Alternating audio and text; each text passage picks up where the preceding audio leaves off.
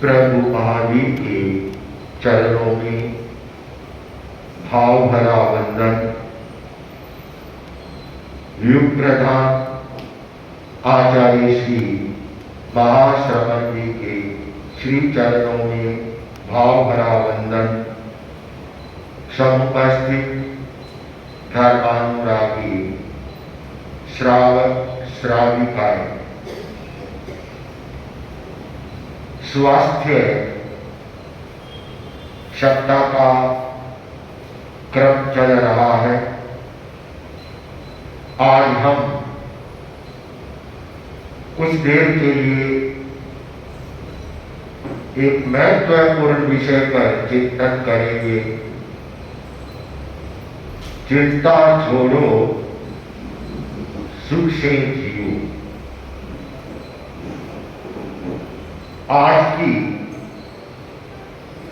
Life style और आज की वर्किंग स्टाइल से जिंदगी में अनेक तरह के तनाव आ रहे हैं। आजकल की एक लाइफ स्टाइल ही ऐसी बन गई है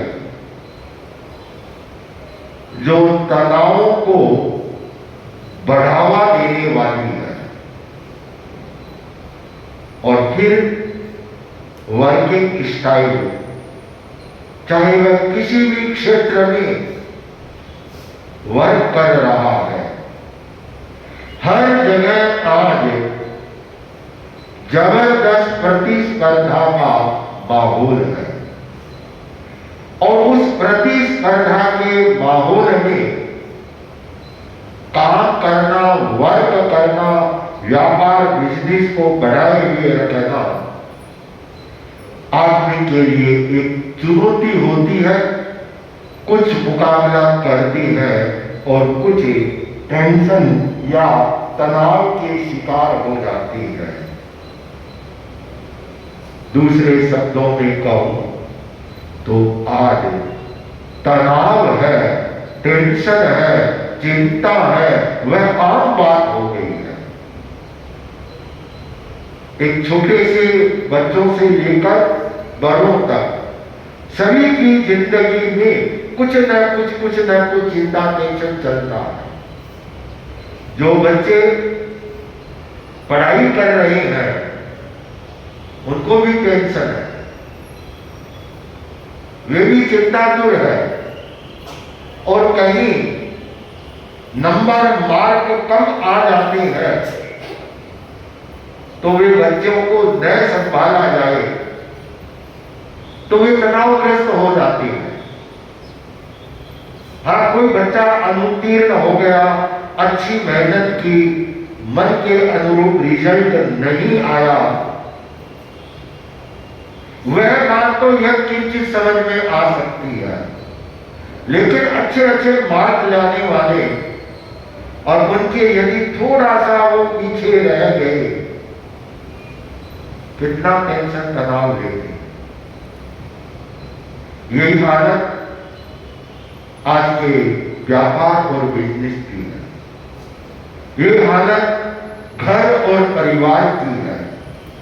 इन सब के बीच में हम सबसे पहले यह समझें कि तनाव है वह क्या है, होता क्या है। टेंशन एक विकार है, एक मानसिक विकार है और उसके नेगेटिव परिणाम है वे सभी को भोगने पड़ते हैं। कोई भी कार्य किया जाए, कोई आदमी दिन भर एक मजदूरी कर रहा है, बड़े बड़े भारी सामान को इधर से उधर रख रहा है, तो उसके शरीर में भी थकान आए। उसके शरीर की मांसपेशियां हैं, उनमें तनाव आएगा ही आएगा। ऐसी जो शारीरिक श्रम नहीं करते लेकिन मेंटली श्रम इतना करते हैं, इतना सोचते हैं, इतनी योजनाएं बनाते हैं, और ब्रेन को आराम देना नहीं चाहते, ये तनाव के लक्षण उनमें आ जाते हैं। तो बहुत से ऐसे निमित्त बनते हैं, उनसे तनाव पैदा होता है।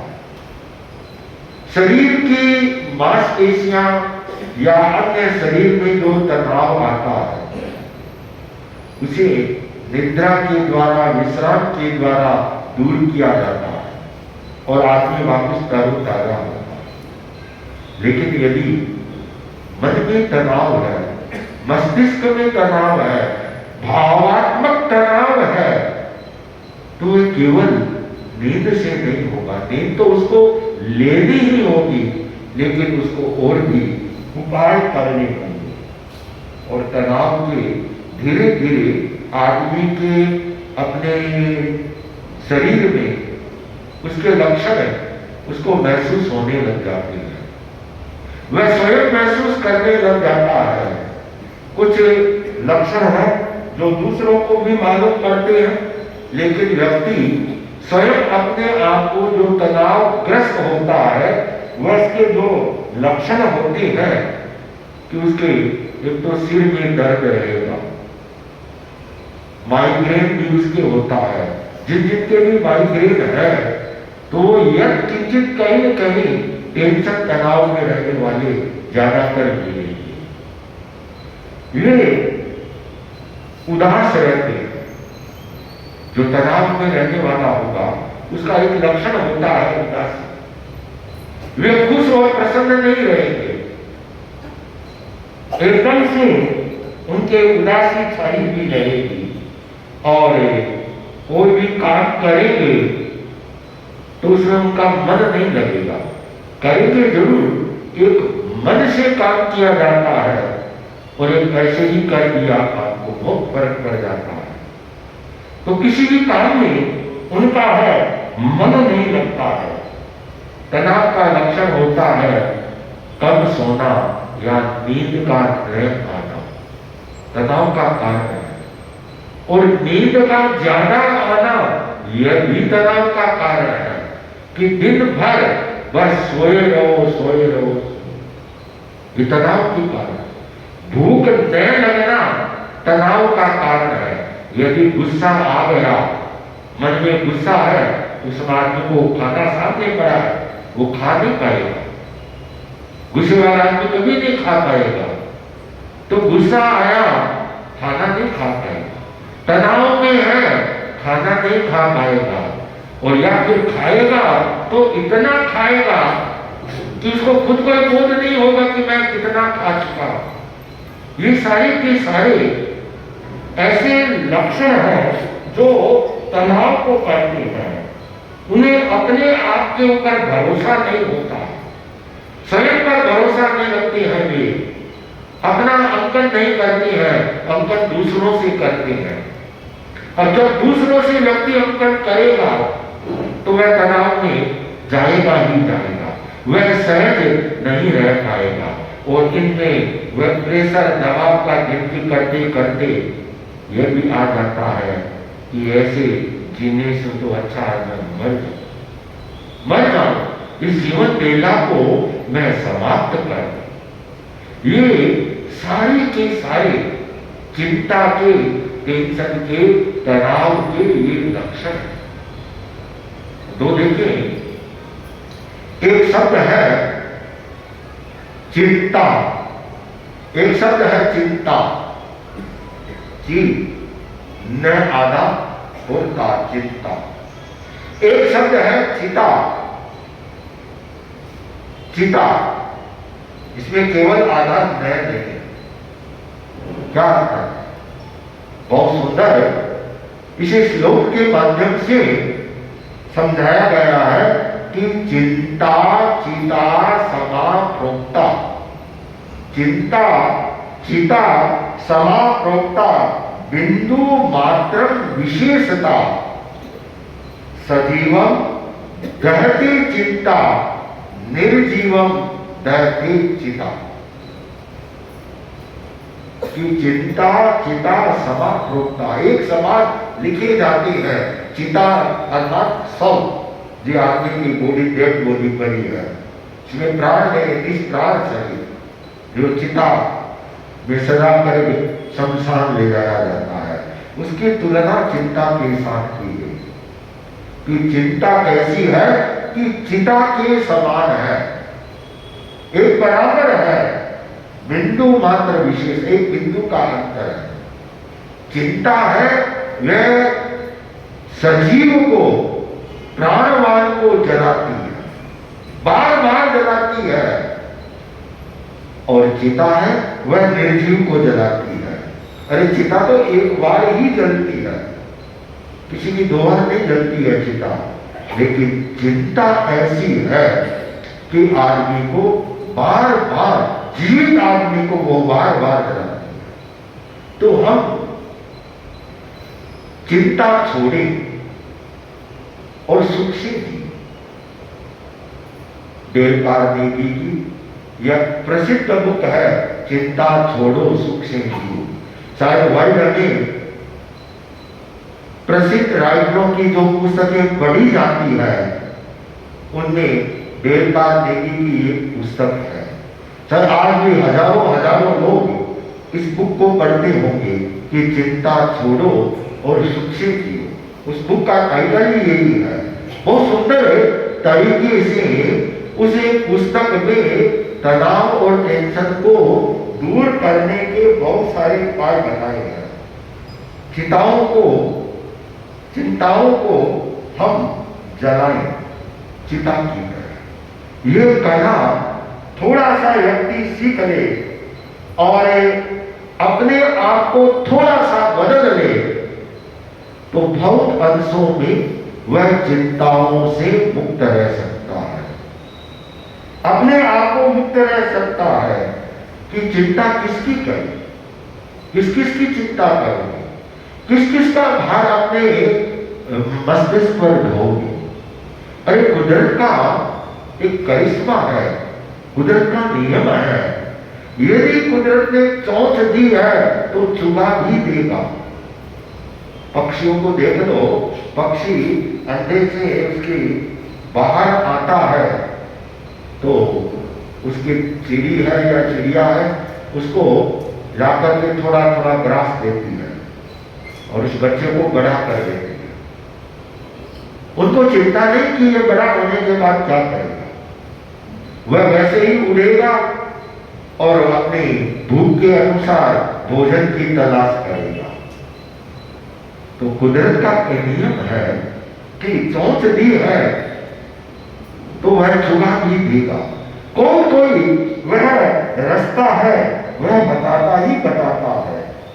तो हम तनाव को, टेंशन को, इसको कम करें और कम करने के बहुत सारे तरीके हैं, बहुत सारे उपाय हैं जिनसे ये मुक्त हुआ जा सकता है।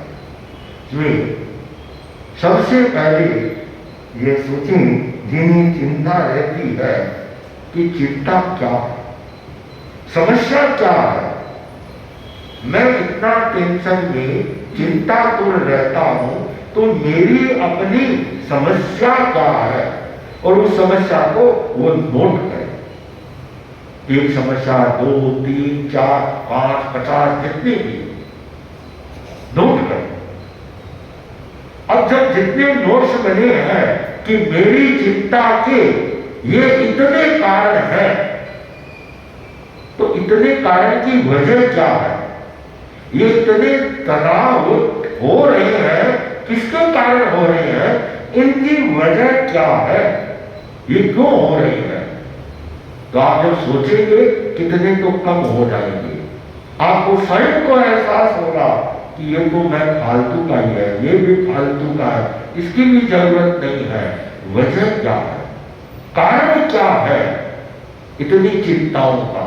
जब कारण का पता लगा तो फिर उसमें आपको लिखना होगा कि इनका समाधान क्या है। समाधान, बहुत सारे समाधान बाहर नहीं आपके भीतर मिलेंगे। आप थोड़ा सा अभ्यास करें और अपने आप को चिंता मुक्त कर पाएंगे। जब आपका यह लक्ष्य बनेगा कि इन सारी चिंताओं के संभावित समाधान क्या है, और जब व्यक्ति समाधान की दिशा में कदम बढ़ाता है, आगे बढ़ता है, तो वह अपनी समस्याओं को समाहित कर देता है। तो दूर करने के बहुत से उपाय हैं, और उनमें सबसे महत्वपूर्ण उपाय है वह है रिलैक्स, शिथिलीकरण, अर्थात पूरे शरीर का कायोत्सर्ग करना, या दूसरी भाषा में कहूं ध्यान। तनाव से मुक्ति का सबसे अचूक उपाय है वह ध्यान, कायोत्सर्ग, आसन या एक्सरसाइज, प्राणायाम, सर्वोत्तम ये उपाय होती है। हम लोग जब भी ये यात्रा करते हैं, विहार करते हैं, तो आप लोग एक नारा लगाते हैं, कैसे बदले जीवन धारा। कैसे बदले? प्रेक्षा ध्यान नहीं, नारा और धुकार। हम नारा लगाते हैं प्रेक्षा ध्यान, लेकिन करते कितने हैं? करते नहीं है, केवल नारों में रह गया है प्रेक्षा ध्यान। हम ध्यान का और कायोत्सर्ग का अभ्यास करें। कायोत्सर्ग एक ऐसा सशक्त उपाय है रिलैक्सीकरण का कि आपको उसी समय तरोताजगी महसूस होगी। डॉक्टर कहता है कि विश्राम करो, बेड रेस्ट बता दिया। ये बेड रेस्ट क्या है, कभी सोचा? बेड रेस्ट केवल सोना नहीं है, अपने आप को जो दिमाग में विचार आते हैं, नेगेटिव थॉट्स आते हैं, अनेक तरह के जो फालतू की कल्पनाएं करते हैं, उनको रोकना, उनको विश्राम देना, और उसका उपाय कायोत्सर्ग। एक जरूर समझे, शिथिलीकरण और कायोत्सर्ग इन दोनों में अंतर है। शिविर के प्रसंग होते इसलिए इस विषय को विस्तार से समझाया जाता है। शिथिलीकरण में केवल बॉडी का रिलैक्सीकरण, शरीर शिथिल होगा। कायोत्सर्ग में एक ऐसी विधा दी गई है आचार्य प्रवर महाप्रज्ञ जी के द्वारा कि जब शरीर का शिथिलीकरण हो गया, तब उसे अगला चरण कराया जाता है भेद विज्ञान की अनुभूति। तब संपूर्ण कायोत्सर्ग सजता है। भेद विज्ञान की अनुभूति कि शरीर अलग, आत्मा अलग, मैं शरीर नहीं हूं, मैं आत्मा। इसे अनुभूति के धरातल पर वहां पर प्रयोग कराया जाता है, तब वह कायोत्सर्ग बनता है। कायोत्सर्ग, काया का उत्सर्ग, शरीर के, मन के, भावों के जितने तनाव हैं, उन सबसे छुटकारा पाना। तो चिंता का समाधान एक रिलैक्सीकरण करना और एक पर्याप्त नींद लेना। हर व्यक्ति को पर्याप्त नींद कम से कम 7 से 8-9 घंटे की नींद चाहिए, और यदि उस नींद में कमी रहती है तो उसका असर उसके शरीर पर आए। आज कहना चाहिए, रात्रि में जाग करके और तनाव टेंशन को बुलाया जाता है। क्यों? दिन भर अपने काम में लगे रहेंगे, वो खाना खाया, बिस्तर पर लेटे और मोबाइल जिंदाबाद। एक संस्कार सा हो गया सबके। 2 घंटे, 3 घंटे, 4 घंटे, 5 घंटे, पता ही नहीं चलेगा। जब रात को 12, 1, 2 बज जाएंगे तब तो सोएंगे। अब वो 5 बजे, 6 बजे, 7 बजे कैसे उठेंगे? उठ नहीं पाएंगे। तो हम अपने आप को परिवर्तन करें। मैंने यहाँ आने के बाद घरों में जाने का क्रम बनाया, सोचा 1-2 दिन शुरू किया और कान में आवाज आने लगी, महाराज इतनी जल्दी तो हम उठते ही नहीं हैं, आप तो पगलिया कराओ तो बाद में बनाए। अब देखिए, नींद प्यारी है, संतों के पगलिए प्यारे नहीं है। अब आप अनुमान लगाएं कि आदमी की जो एक जिंदगी का जीने का तरीका है, कितना कुछ बदल गया है। फिर वो तनाव मुक्त भी रहना चाहता है। कैसे हम अपने आप को बदलें और पर्याप्त समय के ऊपर नींद लें और अपने आप को स्ट्रॉन्ग बनाए। स्ट्रॉन्ग का मतलब कोई जिम में जाकर के शरीर को नहीं, अपने संबंधों को। हाँ, व्यक्ति जिम में जाकर शरीर को तो स्ट्रॉन्ग कर रहा है और अपने जो संबंध है उनको तार-तार कर रहा है। तो कैसे तनाव से वो मुक्ति पाएगा? सबसे पहले उसका अपना परिवार है, वह परिवार के साथ भी समय बिताए। चाहे माता पिता है, चाहे अपने घर से हैं, बड़े हैं, बच्चे हैं, छोटे बच्चे हैं, उनके साथ जो समय बिताता है वह रिलैक्स हो पाएगा, तनाव से मुक्त। अपना जितना परिवार का है स्ट्रॉन्ग रहेगा, उतना ही उसका रिश्ते हैं ये मजबूत रहेंगे। चाहे परिवार का है, चाहे व्यापार का है, चाहे समाज का है, चाहे धर्म का है, या अन्य कोई सोशल वर्क करता है, राजनीति में, समाज में आदि में, ये तभी रह सकती है कि उनके साथ में वह समय लगाए और साथ में अपने डाइट के ऊपर, खाने के ऊपर ध्यान दे कि क्या खाना चाहिए और क्या खाया जा रहा है। आज कहना चाहिए फास्ट फूड, जंक फूड और पैकेजिंग फूड, ये तीनों खाए जा रहे हैं और एक सीमा से ज्यादा खाए जा रहे हैं। उसका परिणाम क्या है कि शरीर को वो पोषक तत्व नहीं मिलती है जिनकी जरूरत है। हम सोचें हमारा खाना कैसा है, जो एक समय में देसी खाना था, जहां पे मोटा खाना था, मोटा पहनना था, वह एक अच्छा था। और जब से मशीनीकरण हुआ, नए नए सिस्टम बने, खान पीन सब बदल गया, सारा सब कुछ बदल गया। और आज तो कहने का तो गेहूं का आटा है या अन्य आटा है, वो आटा रहा ही नहीं है, वो तो मेरे जैसा बारीक हो गया, आटा कहाँ है।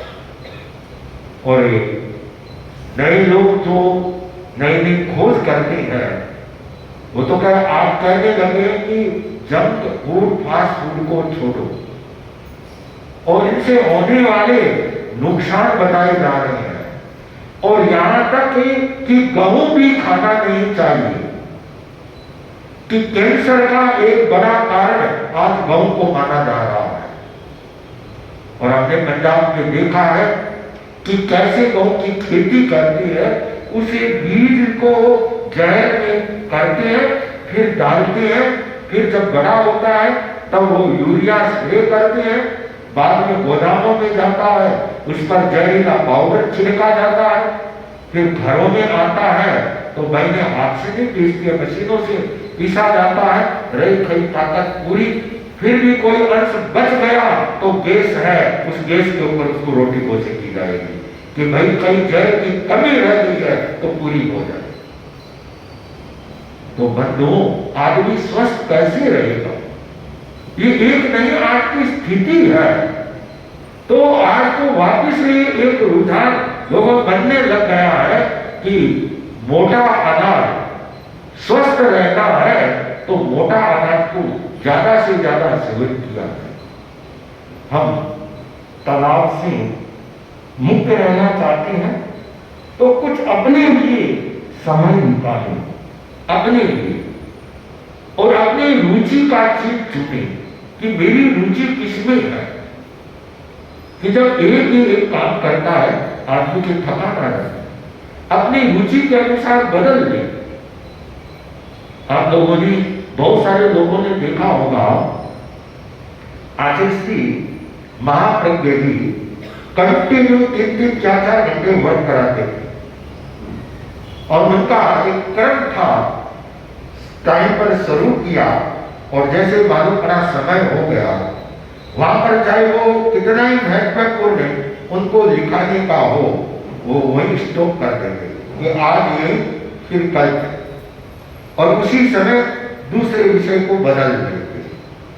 आचार्य से पूछा गया तो आचार्य फरमाते कि तनाव टेंशन को दूर करने का तरीका है कि अपने काम में परिवर्तन कर दो। एक ही एक काम कर रहे हो, टेंशन बढ़ेगा, उसमें बदलाव कर दो। आचार्य अपने आप को फ्रेशनेस बनाने के लिए क्या करते, जो आसपास में बाल मुनि रहते, छोटे से आचार्य बाप इतने बड़े दार्शनिक थे, विद्वान थे, योगी राज थे, लेकिन उन बाल मुनियों से करा दिन में 2-4 प्रसंग आए जाते, मनोविनोद कराते, उनके साथ कुछ समय लगाते, तो वे बाल मुनि भी खुश होते कि गुरुदेव ने हमारे साथ बातचीत की, और गुरुदेव कहते मैं फ्रेश हो जाता। डूंगरगढ़ मर्यादा महोत्सव था और मैंने वहां दर्शन किए, तो वहां पास में रहने का काम पड़ता, तो मैं ट्राई गुरुदेव की सेवा में जब प्रवचन में बनाते, जो नीचे वाला भवन है डूंगरगढ़ का, ऊपरला एक निचला दौड़िया दौरा जिसे बोला जाता था, वहां पर प्रवास था, तो वहां से पंडाल पर बनाते, जैसे ही अपने रूम से बनाते, एक बात में एक चुटकुला गुरुदेव को सुनाता, दूसरा बात में एक चुटकुला, तीसरा एक चुटकुला। मैंने पहले बार देखा वो प्रयोग। 3 बार स्टेज तक बनाते, इतने में आचार्य 3-4 चुटकुले सुन लेते हैं संतों से, और वापिस से प्रवचन कराते तो उन्हीं में से कोई चुटकुले का उपयोग करते। गुरुदेव के अलग अलग तरीके थे। गुरुदेव कहते इसके बाद ये संत पढ़ना सीखेंगे, ये बोलना सीखेंगे, अब मेरे को सुनाना है तो वो पहले तैयारी करके आएंगे, तो इनमें विकास होता है, और मेरे को नई चीज मिल जाती है, कोई उपयोगी होता है, मैं काम में ले लेता हूं।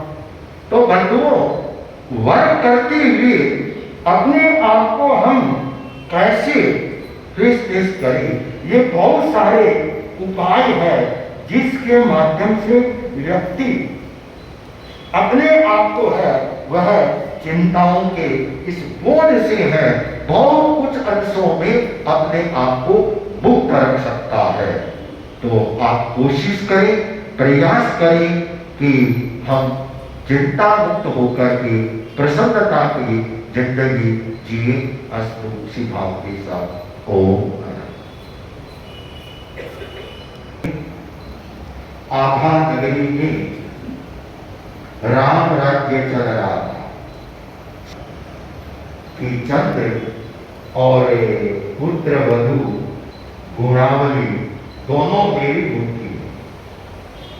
मैं जैसे कहूंगी एक दूसरा नया प्रसंग आज से शुरू किया जा रहा है। उसी समय इस सारे प्रजा नगरी सिंगल पूरी पर सरल कनक रथ था नर हिंसके नामक मंत्री उसका हिंसा माया